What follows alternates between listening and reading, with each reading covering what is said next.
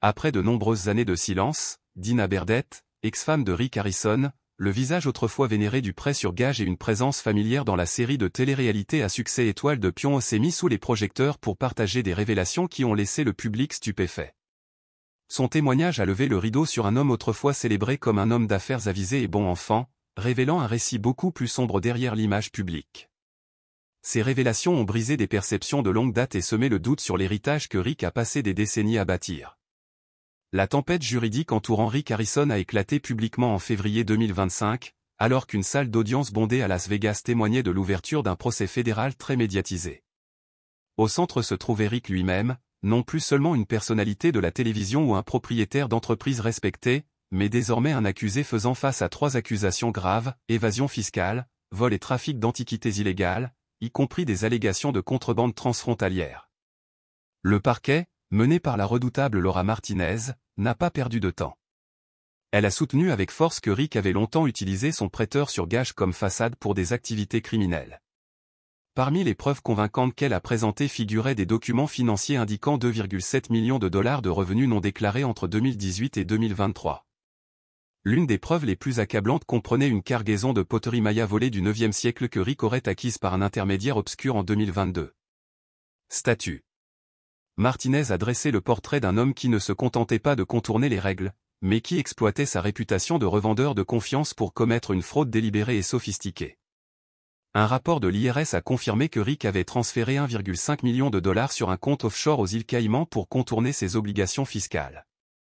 L'archéologue Emily Torres a encore intensifié les accusations, affirmant que les artefacts mayas avaient probablement été découverts illégalement, en violation de la Convention de l'UNESCO sur le patrimoine culturel. Les choses ont dégénéré lorsque les courriels récupérés sur l'ordinateur personnel de Rick ont été présentés au tribunal. Ces communications détaillaient un paiement de 200 000 dollars pour des statues de bronze sans papier, un acte qui n'a fait qu'approfondir les soupçons. Mais le véritable tournant est venu avec le témoignage de Dina Burdett. Même si son récit était choquant, ce n'était que le début d'une longue liste de témoins dressant un portrait troublant des agissements de Rick Harrison. Mike Larson, ancien employé des acquisitions chez Gold & Silver Pawn, a pris la parole pour raconter un incident particulièrement mémorable. Il a témoigné que Rick lui avait demandé d'omettre une transaction de 250 000 dollars des livres, demandant qu'elle soit effectuée entièrement en espèces pour éviter un examen minutieux de l'IRS. Bien que Mike ait admis sa confusion, il s'est conformé, craignant les répercussions de la désobéissance à son patron. Selon lui, ces types de transactions non documentées n'étaient pas des exceptions, elles constituaient la norme. En réponse, l'équipe de défense de Rick, dirigée par le célèbre avocat James Whittaker, a lancé une réfutation fougueuse. Whittaker a soutenu que les écarts financiers étaient de simples erreurs comptables et non une fraude intentionnelle, et a souligné que les audits de l'IRS n'avaient jamais révélé de violations graves. Concernant la poterie maya, il a affirmé que Rick avait acheté les objets légalement à un collectionneur mexicain et que tout document manquant était un oubli administratif. Quant aux emails incriminants, Whittaker a affirmé qu'ils avaient été fabriqués, désignant un piratage de l'ordinateur de Rick en 2021 comme source probable. Il a également remis en question les motivations de Mike Larson, le décrivant comme un ex-employé mécontent licencié pour vol. Pourtant, malgré les tentatives de la défense pour rejeter les allégations, le procès a continué à gagner en intensité, surtout lorsque Rick lui-même a finalement pris la parole le 10e jour. Calme mais visiblement ému, Rick a fermement nié toutes les accusations. Il a insisté sur le fait que son entreprise fonctionnait de manière honnête et que les virements bancaires étrangers étaient liés à des projets immobiliers légitimes. Lorsqu'il a été confronté aux courriels incriminants, il a répondu « Je n'en sais rien. Quelqu'un essaie de me piéger ». Cependant, son inconfort visible et son caractère évasif lorsqu'il a été interrogé sur les transactions en espèces uniquement ont laissé de nombreuses personnes sceptiques dans la salle d'audience. Puis, alors que l'affaire semblait se régler, le jour 15 a fait l'effet d'une bombe. Dina Burdett est revenue, cette fois sous assignation à comparaître. Son nouveau témoignage a provoqué une onde de choc dans la salle d'audience. Elle a décrit, avec des détails obsédants, comment, pendant leur mariage, elle avait souvent vu des expéditions suspectes d'antiquités être livrées par l'entrée arrière du prêteur sur gage tard dans la nuit, toujours de manière confidentielle. En 2019, elle a découvert un coffre-fort caché dans le bureau de Rick contenant des fichiers sur des millions de dollars de transactions à l'étranger. Lorsqu'elle l'a confronté, Rick a simplement répondu qu'il s'agissait d'une « affaire privée ». Mais son instinct lui disait le contraire. Même si elle a souligné qu'elle n'avait jamais participé à ces activités, Dina a déclaré qu'elle ne pouvait plus garder le silence. Elle a remis au FBI une note manuscrite de 2018, répertoriant les transactions d'antiquités qui ne correspondaient pas aux registres officiels du magasin. Plus troublant encore, elle a affirmé que Rick s'était un jour vanté d'avoir recours à des sociétés écrans au Panama pour éviter de payer des impôts. Ces révélations contredisaient directement les affirmations de Rick et déclenchaient un débat féroce au sein de la salle d'audience. Whittaker a tenté de saper sa crédibilité, décrivant Dina comme une ex-femme vindicative, mais son témoignage a trouvé un écho auprès du public et du jury. Lorsqu'on lui a demandé pourquoi elle avait attendu si longtemps pour se manifester, sa réponse a été d'une simplicité effrayante: « J'avais peur des représailles, mais je ne pouvais pas rester silencieuse quand je connaissais la vérité. » Les révélations ne s'arrêtent pas là. Dina a ensuite décrit une vive dispute entre Rick et son fils, Corey Harrison, au sujet d'une cargaison de montres suisses bloquées à la douane. Elle a cité les instructions de Rick: « Appelez votre gars à l'aéroport. Déplacez-le vers l'ancien entrepôt. Marquez-le comme inventaire de l'Utah. Ne le laissez pas savoir aux auditeurs. » Selon elle, Corey n'était pas seulement au courant de ces opérations, il y avait participé. Dina a déclaré qu'elle avait vu Rick remettre à Corey des piles d'argent avec des instructions pour fabriquer des reçus et gérer Reno. Ces affirmations ont incité le FBI à élargir l'enquête pour inclure Corey Harrison, non plus simplement en tant que témoin mais désormais en tant que co-conspirateur potentiel dans le blanchiment d'argent et la contrebande d'antiquités. Le juge Albright a répondu en interrompant le procès pendant 10 jours, donnant ainsi au FBI le temps d'examiner les nouvelles allégations et donnant aux jurés une chance d'absorber l'ampleur du scandale en cours. La salle d'audience a explosé en réaction. Les médias ont qualifié l'affaire de « tremblement de terre juridique ». Ce qui avait commencé comme une affaire de fraude fiscale présumée s'était transformé en une enquête de contrebande transnationale impliquant 2 générations de la famille Harrison. L'opinion publique s'est rapidement divisée. Certains fidèles étoiles de pion, les fans, ont qualifié cela de chasse aux sorcières. D'autres ont affirmé que Dina avait enfin découvert la vérité sur l'empire construit par Rick. Dina a refusé toutes les interviews avec les médias mais a publié une brève déclaration par l'intermédiaire de son avocat: « Je veux juste que justice soit rendue. » Désormais, la nation regarde et attend. Corey Harrison fera-t-il face à des accusations? D'autres squelettes sortiront-ils du coffre-fort des pions d'or et d'argent? Quant à Rick Harrison, son parcours a commencé loin du scandale.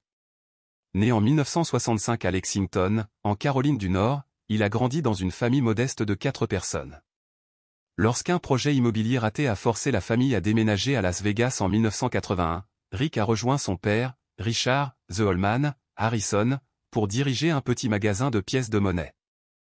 Cette humble vitrine est finalement devenue le célèbre Gold and Silver Pawn Shop, une pierre angulaire du Strip de Las Vegas et la rampe de lancement de la célébrité de Rick. Aujourd'hui, ce même empire est au cœur d'un scandale qui menace de détruire tout ce qu'il représentait. À ses débuts, l'entreprise était modeste, elle achetait des produits bon marché et les revendait aux touristes curieux de passage à Las Vegas. Mais ce qui a commencé comme une simple activité s'est rapidement transformé en quelque chose de plus. Rick Harrison, doté d'un œil aiguisé et d'un instinct étrange, commença à faire preuve d'un talent rare pour évaluer la valeur et détecter les contrefaçons. En 1989, ce dont se traduisit par un grand pas en avant, le magasin reçut sa licence officielle de prêt sur gage. Cela marque le début d'une nouvelle ère, qui fera du Gold and Silver Pawn Shop un monument culturel au cœur de la ville. En 2005, l'entreprise avait explosé en popularité, générant plus de 3 millions de dollars de ventes annuelles. Puis, en 2009, un moment qui a changé sa vie est arrivé. Après des années à jouer avec l'idée de passer à la télévision, Rick a signé un accord avec History Channel. Le résultat? Étoile de pion, une série télé-réalité non scénarisée centrée sur l'achat, la vente, la négociation et l'évaluation d'objets de toutes sortes. Le spectacle est rapidement devenu un phénomène culturel. Le succès fulgurant de Étoile de pion n'a pas seulement élevé le magasin, il a élevé Rick. D'homme d'affaires avisé, il est devenu une personnalité reconnaissable de la télévision, symbole de l'agitation et de l'histoire américaine. La renommée a apporté une vague de contrats de promotion, des rasoirs aux appareils de cuisine. Il a été invité à faire des apparitions dans des émissions comme Le Milieu et iCarly, solidifiant sa présence au-delà du prêteur sur gage. Mais à chaque victoire du public, quelque chose se perdait discrètement dans les coulisses. Entre 2011 et 2016, Rick a été marié à Dina Burdett. Sur le papier, elle était sa femme, en réalité, Elle était une figure silencieuse dans son monde de plus en plus public. Malgré leur union légale, Dina n'est jamais apparue sur Étoile de Pion. Elle a été délibérément exclue du récit que Rick construisait, tant à l'écran qu'à l'extérieur. Selon Dina, leur vie ensemble ressemblait moins à un partenariat qu'à une production scénarisée. Tout tournait autour de la marque et de l'image publique de Rick. Vacances, décisions financières, voire affaires familiales privées, Rick gardait le contrôle total. Au cours de leur mariage qui a duré près de 10 ans, Dina a affirmé qu'elle avait été trompée non seulement émotionnellement, mais aussi financièrement. Elle a découvert des messages textes douteux, des factures d'hôtel inexpliquées et a même vu Rick quitter une boîte de nuit avec une femme inconnue peu de temps après leur anniversaire. Lorsqu'il a été confronté, Rick a balayé la situation avec un sourire narquois glacial, « Ne croyez pas ce que vous voyez. Je suis une personnalité publique maintenant. » Pour Dina, ce moment a brisé toutes les illusions qu'elle avait encore. Elle a également rappelé comment Rick l'avait tenue à l'écart des événements médiatiques, des séances de photos et des rassemblements sociaux, le tout sous prétexte de protéger son image. Bien qu'elle ait amené 3 filles d'un précédent mariage dans la relation, Dina a déclaré que Rick restait émotionnellement détaché. Il n'était pas cruel, mais il n'était pas non plus chaleureux. Les vacances, les anniversaires, les jalons, ils passaient comme des ombres. Elle a décrit leur maison comme calme et froide, comme vivre avec un fantôme dans la maison. Même ses tentatives pour sauver le mariage, comme suggérer des conseils, ont été rejetées. C'est votre problème, pas le mien, lui aurait dit Rick. La communication s'est détériorée jusqu'au silence. Lorsqu'on lui a demandé pourquoi elle avait choisi de s'exprimer après des années de silence, la voix de Dina s'est brisée. J'ai gardé mon silence par respect, pour la vie privée de Rick et pour mes enfants. Mais il arrive un moment où on ne peut plus garder le silence. Les gens méritent de savoir qui il est vraiment. Alors que beaucoup ont exprimé leur soutien pour son courage, d'autres ont critiqué le timing, arguant qu'elle ne s'était manifestée que lorsque Rick était déjà confronté au scandale et à la possible perte de sa liberté. Mais la perception du public ne représente souvent qu'une fraction de la vérité.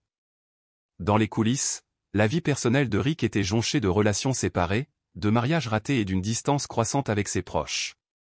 Le premier mariage de Rick avec Kim Harrison a eu lieu alors qu'il n'avait que 18 ans. Le couple a résisté ensemble à la tempête du début de l'âge adulte et aux difficultés commerciales. Kim a donné naissance à ses 2 fils aînés, Corey et Adam. Mais après 3 ans, le mariage s'est terminé tranquillement et Kim a disparu de la scène publique. En 1986, Rick a épousé Tracy Harrison, qui a joué un rôle clé dans la gestion du prêteur sur gage au cours de ses années de formation. Ils ont eu un fils, Jake, et pendant un certain temps, Tracy a été la plus proche partisane de Rick, tant dans les affaires que dans la vie. Mais comme Étoile de Pion devenue célèbre, Tracy a lentement disparu des projecteurs. Des amis proches de la famille ont déclaré que l'absence de Rick de la maison était une source constante de conflits. Réunions scolaires, vacances en famille, événements marquants, Tracy devait souvent y faire face seule. Après leur divorce en 2011, ils se sont séparés discrètement, sans bataille immobilière majeure. Tout comme leur long mariage, leur séparation s'est terminée dans le silence. Peu de temps après, Rick a commencé à sortir avec Dina. Elle est entrée dans sa vie avec espoir et optimisme, emmenant ses filles et essayant de construire quelque chose de durable. Ils se sont mariés en juillet 2013, mais les fissures se sont rapidement formées. Rick la mentionnait rarement dans les interviews et reconnaissait rarement son existence lors de ses apparitions dans les médias. Même si elle partageait une maison, Dina se sentait invisible, sans nom et sans importance. Leur union a duré jusqu'en 2020. Puis, en 2021, Rick a encore surpris le public en épousant Amanda Palmer. Ce mariage éphémère est à peine évoqué dans la presse. Amanda n'a jamais été vue en public avec Rick et est restée un mystère pour la plupart. Les initiés affirmaient que le couple avait des visions contradictoires de la vie, Amanda avait soif de paix et d'intimité, tandis que Rick était absorbé par l'expansion de son empire grandissant en matière de télévision et de marchandisage. La tragédie allait bientôt se reproduire. Le 25 juin 2018, le père et mentor de Rick, Richard Holman Harrison, est décédé après avoir lutté contre la maladie de Parkinson. Il avait 77 ans. La défaite a durement frappé Rick. Dans une publication sincère sur Instagram, il a écrit « C'était un père formidable et mon meilleur ami. Il me manquera pour toujours. » Le chagrin le consumait. On le voyait souvent au magasin tard dans la nuit, parlant doucement aux antiquités préférées de son père, comme s'il essayait de maintenir sa présence vivante. Mais rien n'aurait pu le préparer à la suite. Le 19 janvier 2024, le deuxième fils de Rick, Adam Harrison, est décédé d'une overdose de drogue à l'âge de 39 ans. Adam avait choisi de vivre loin de la célébrité, n'apparaissant jamais dans Étoiles de Pion et rarement mentionné publiquement. Leur relation père-fils a toujours été tendue par des modes de vie divergents, et la distance qui les sépare ne fait que se creuser avec le temps. Pourtant, la perte a dévasté Rick. Il a posté sur Instagram « Mon fils Adam est parti pour toujours. Faites attention avec la drogue. Ils prennent les gens que vous aimez. » Dans une interview plus tard cette année-là, il a avoué « Je n'aurais jamais pensé perdre Adam à cause de la drogue. J'aurais aimé en faire plus. » Cette perte a changé Rick. Extérieurement, il est resté fort, mais ses proches ont remarqué le changement. Il a commencé à s'exprimer contre le fentanyl, devenant ainsi un défenseur visible des campagnes anti-drogue. Pourtant, certains critiques ont souligné l'ironie, Adam avait été absent de Étoiles de Pion, absent des discours de Rick, absent de presque tous les chapitres de la vie publique de Rick. Un ancien membre de l'équipe de la série a noté, Rick n'a presque jamais mentionné Adam. C'était toujours Cory et Shinley. Cette déconnexion a suscité le scepticisme du public, d'autant plus que les apparitions de Rick dans les médias se sont multipliées après la mort d'Adam. Mais le chagrin ne s'est pas arrêté là. Fin 2025, de nouveaux problèmes juridiques sont apparus, impliquant cette fois peut-être son fils aîné, Cory Harrison, qui fait maintenant face à un procès qui pourrait encore plus embrouiller la famille. Derrière la célébrité, derrière la vitrine et les caméras, se cache un héritage complexe et douloureux. Un problème que la renommée ne pouvait pas réparer, et qu'aucune évaluation ne pouvait véritablement évaluer. Cory Harrison, costard de longue date de Rick dans Étoiles de Pion et une figure essentielle de l'entreprise familiale Gold et Silver Pawn Shop, se retrouve maintenant empêtré dans un cauchemar juridique. Accusé d'avoir participé à des transactions illicites d'antiquités prétendument orchestrées par son propre père, l'acte d'accusation de Cory marque le dernier d'une série de coups dévastateurs portés à la famille Harrison. Pour Rick Harrison, la vie est passée du chagrin personnel à un jugement public brutal. La série de malheurs a commencé avec la mort de son père, Richard « The Old Man » Harrison. Ce chagrin a été bientôt suivi par la perte tragique du fils de Rick, Adam, qui a succombé à une longue bataille contre la toxicomanie. Alors que la famille était aux prises avec cette douleur, Cory est devenu le centre d'une enquête fédérale. Les Harrison, autrefois un nom bien connu de la télé-réalité, étaient désormais pris dans une spirale descendante de tragédie et de chaos juridique à laquelle il semblait impossible d'échapper. Le monde de Rick a commencé à s'effondrer complètement lorsque Cory a été officiellement accusé d'évasion fiscale, de trafic d'antiquités et d'implication dans une entreprise criminelle. En décembre 2025, le palais de justice du comté de Clark a été témoin de la chute de l'une des familles les plus reconnaissables de Las Vegas. Des agents du FBI avaient perquisitionné le domicile de Rick quelques mois plus tôt, découvrant une mine de courriels cryptés et de dossiers confidentiels. Parmi eux se trouvait une clé USB contenant des preuves troublantes, des enregistrements d'échanges de devises illégaux et des artefacts présumés volés. Le fil d'Ariane numérique pointait vers une opération plus profonde et plus sinistre que ce à quoi on s'attendait. La procureure Laura Martinez n'a pas perdu de temps pour présenter Cory comme autre chose qu'un participant passif. D'une voix perçante au tribunal, elle a fait valoir qu'il n'était pas seulement entraîné dans les projets de son père, mais qu'il en était complice. Cory Harrison n'est pas une victime des circonstances, a-t-elle déclaré. Il est co-conspirateur d'un empire criminel. Ces affirmations étaient étayées par des chaînes de courriers électroniques dans lesquelles Rick demandait à Cory de manipuler les déclarations de revenus et de masquer les expéditions d'antiquités de contrebande. La réaction du public a été rapide et furieuse. La réputation de Cory, autrefois définie par sa présence décontractée à la télévision, a soudainement oscillé entre celle d'un fils manipulé et celle d'un complice actif. Pourtant, son équipe de défense, dirigée par l'avocate Rebecca Stein, a brossé un tableau différent. Elle a soutenu que Cory obéissait à l'autorité paternelle et ne préparait pas une entreprise criminelle. Selon Stein, les preuves manquaient de spécificité pour prouver la paternité de Cory ou son pouvoir de décision. Il était, affirmait-elle, un exécuteur testamentaire et non un stratège. Pour étayer son argument, Stein a invoqué le profond traumatisme émotionnel que Cory avait enduré, la perte de son grand-père, la mort par overdose de son frère et l'ombre grandissante projetée par la domination de son père. La salle d'audience est restée tendue alors que ce drame familial interne se déroulait sous un examen judiciaire rigoureux. Dina Burdett, l'ex-femme de Rick, a livré le témoignage le plus explosif. sa voix tremblait lorsqu'elle racontait un moment en 2019 où Corey avait aidé Rick à inspecter des documents confidentiels dans un coffre-fort caché. Lorsqu'elle a remis en question la légalité de ce qu'il faisait, Corey aurait haussé les épaules et aurait déclaré « Papa c'est mieux ». Un autre témoin, Sarah Mitchell, employée du magasin, a déclaré qu'en 2021, Corey avait accepté de la poterie Maya auprès d'un revendeur mexicain sans demander de documents. Pourtant, l'ami de longue date de Corey, Austin Shinley Russell, l'a défendu farouchement. Corey n'a jamais eu le choix, a-t-il déclaré. Rick avait tout le pouvoir. Nous ne faisions que suivre les ordres. Le jury a été confronté à une question inconfortable, Corey était-il un fils fidèle piégé dans la toile de son père ou avait-il simplement trop peur pour dire non? Le 10e jour du procès, Corey a finalement comparu à la barre. Pâle, maigre et visiblement secoué, il a admis avoir eu connaissance de transactions non documentées, mais a insisté sur le fait qu'il n'en comprenait pas pleinement les implications. J'ai juste suivi l'exemple de papa, dit-il doucement. Interrogé sur des emails spécifiques, il a hésité. Je ne me souviens pas de les avoir écrits, murmura-t-il. Papa s'est occupé de tout. Les larmes lui remplirent les yeux lorsqu'il parla de son défunt frère, Adam. J'ai aussi peur de perdre mon père, a-t-il ajouté, la voix brisée. Si son témoignage sincère lui a valu la sympathie de certains jurés, son manque de réponse claire a laissé l'équipe de la défense se démener. Lorsque Rick a pris la parole pour tenter de protéger son fils, il a accepté l'entière responsabilité. Pourtant, des contradictions accablantes sont apparues, notamment un email dans lequel Rick demandait à Corey de gérer discrètement une expédition en provenance du Guatemala.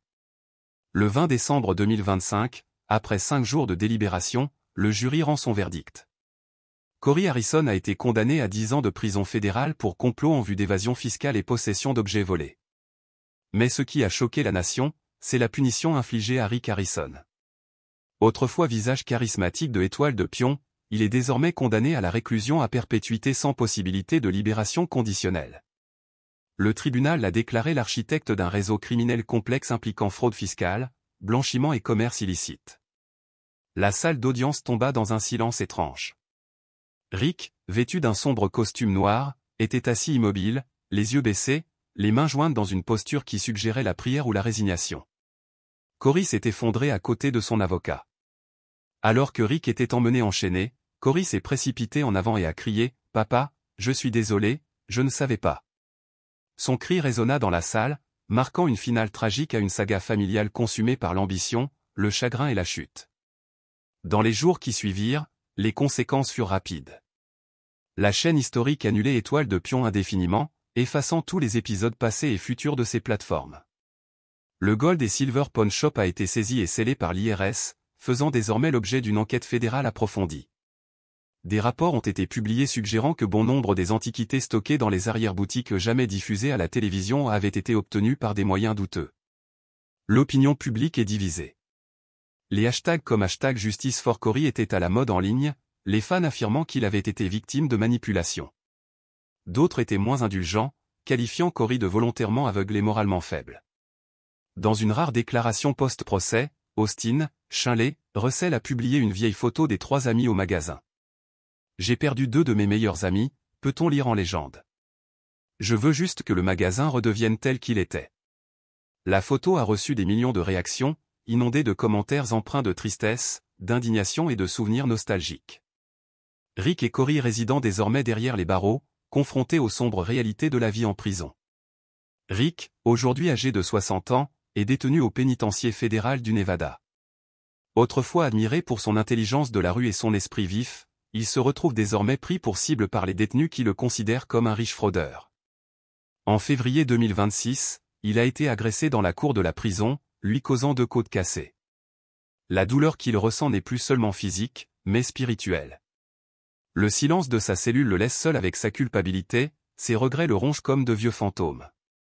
Corey, emprisonné ailleurs dans le Nevada, ne s'en sort pas mieux. Bien que plus jeune et plus fort, il reste hanté par l'étiquette de « fils d'escroc ». Lors d'un incident récent, un codétenu lui a lancé un plateau repas, lui laissant une entaille sur le front. On le traite d'idiot, de chien fidèle qui n'a pas reconnu sa trahison. Le poids de l'héritage de son père est devenu une prison à part entière. Dans leur cellule, père et fils ne conservent que des souvenirs. Rick se souvient de l'époque où le prêteur sur gage était un fier monument familial. Aujourd'hui, cette fierté est réduite en ruine. Cory, une fois sur le point d'hériter d'un empire commercial, doit compter avec un avenir brisé. En fin de compte, leur histoire est devenue plus qu'un récit édifiant, c'est un rappel solennel de ce qui se produit lorsque la loyauté aveugle le jugement et que le silence alimente la corruption.